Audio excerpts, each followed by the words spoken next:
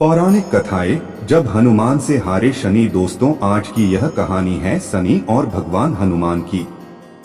शनि के नाम से ही हर व्यक्ति डरने लगता है। शनि की दशा एक बार शुरू हो जाए तो 7.5 साल बाद ही पीछा छोड़ती है। लेकिन हनुमान भक्तों को शनि से डरने की तनिक भी जरूरत नहीं। शनि ने हनुमान को भी डराना चाहा, लेकिन मुंह की खानी पड़ी। आइए जाने कैसे। महान पराक्रमी हनुमान अमर हैं। पवन पुत्र हनुमान रघुकुल के कुमारों के कहने से प्रतिदिन अपनी आत्मकथा का कोई भाग सुनाया करते थे। उन्होंने कहा कि मैं एक बार संध्या समय अपने आराध्य श्री राम का स्मरण करने लगा तो उसी समय ग्रहों में पाप ग्रह मंद गति सूर्य पुत्र शनि देव पधारे। वह अत्यंत कृष्ण वर्ण के भीषणाकार थे। वह अपना सिर प्रायः झुकाए रखते हैं। जिस पर अपनी दृष्टि डालते हैं वह अवश्य नष्ट हो जाता है। शनिदेव हनुमान के बाहुबल और पराक्रम को नहीं जानते थे। हनुमान ने उन्हें लंका में दशग्रीव के बंधन से मुक्त किया था। वह हनुमान जी से विनयपूर्वक किंतु कर्कश स्वर में बोले, हनुमान जी, मैं आपको सावधान करने आया हूँ। त्रेता की बात दूसरी थी, अब कलयुग प्रारंभ हो गया है। भगवान वासुदेव ने जिस क्षण अपनी अवतार लीला का समापन किया उसी क्षण से पृथ्वी पर कली का प्रभुत्व हो गया। यह कलयुग है। इस युग में आपका शरीर दुर्बल और मेरा बहुत बलिष्ठ हो गया है।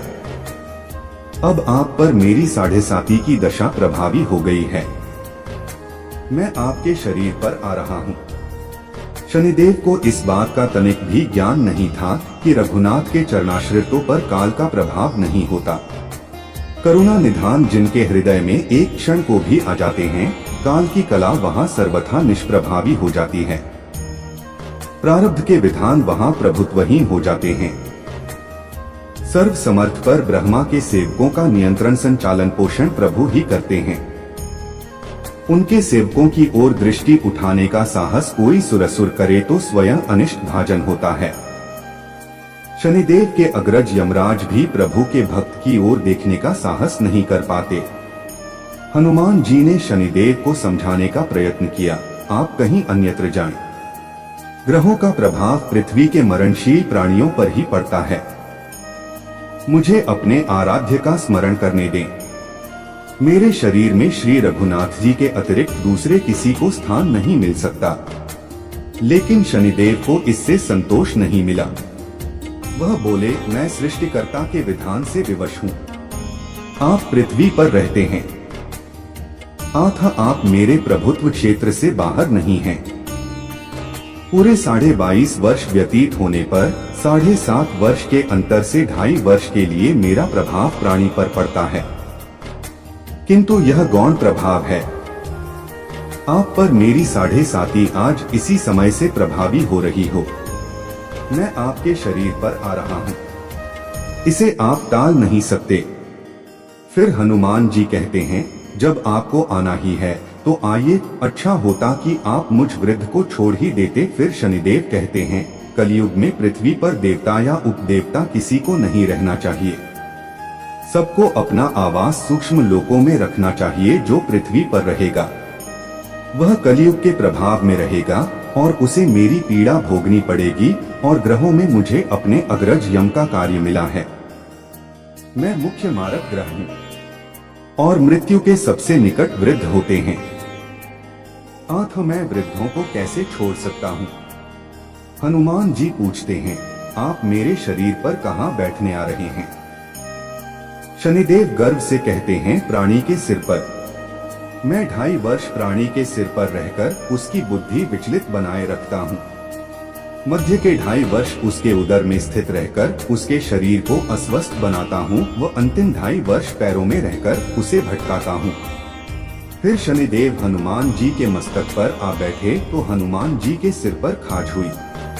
इसे मिटाने के लिए हनुमान जी ने बड़ा पर्वत उठाकर सिर पर रख लिया।